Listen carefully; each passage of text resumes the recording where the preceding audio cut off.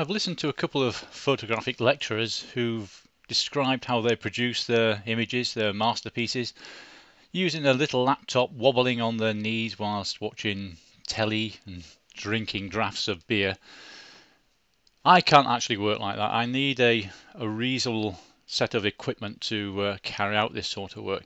So I'm just going to run through how I've created my own digital workstation, and this is probably over the top for most people, but I do a lot of other stuff other than just photographic editing.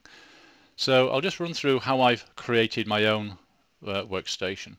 So I've got a dedicated internet computer. So the main computer isn't connected to the internet at all until I need to update Photoshop for some licensing reasons.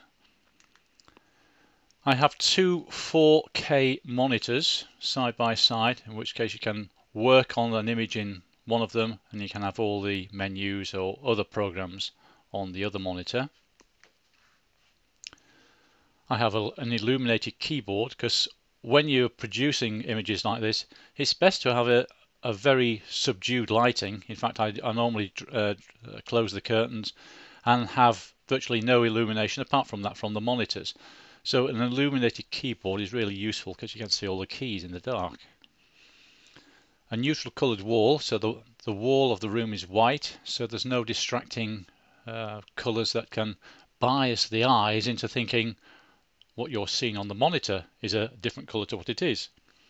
This is to do with colour constancy and the eye's ability to react and change depending on the colours of the environment, which can hamper your ability to get the right colours in your pictures.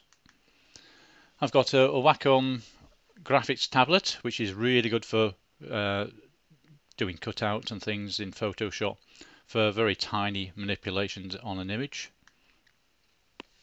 That's my old printer, an Epson 4800. Blackout curtains, as I say, to cut out the light from the patio windows.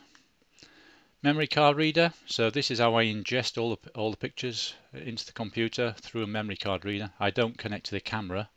I take the memory card out of the camera, put it into the memory card reader and download it from there. I've built my own computer, and again this is probably over the top for most people, but these are the specifications of one I produced just after 2016 Christmas.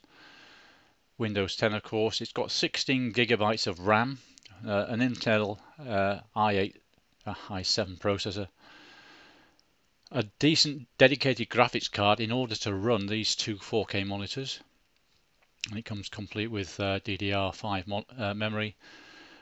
The C drive, that's the one that holds all the programs, that's on a solid state memory stick, not a normal drive. And I've got a couple of SSDs for solid state drives for the cache that Bridge has to build and Lightroom has to build. And I've got so many pictures that Lightroom actually went over 1 terabyte to produce its all the cache for the images that it's ingested.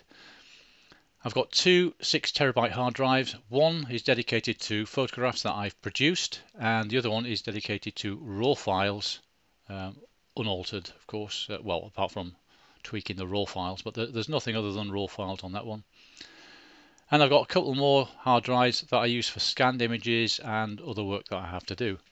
There's also a Blu-ray read writer, a really comfortable working chair, and a really nice desk, so that you've got full control over all your equipment just by swiveling the chair.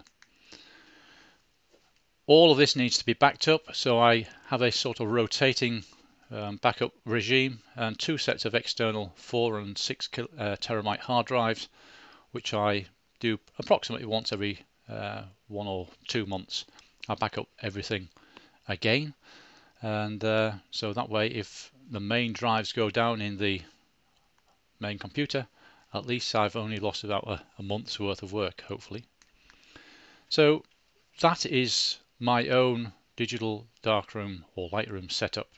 So hopefully that's given you a little bit of an idea what can be achieved if you're really into this sort of thing.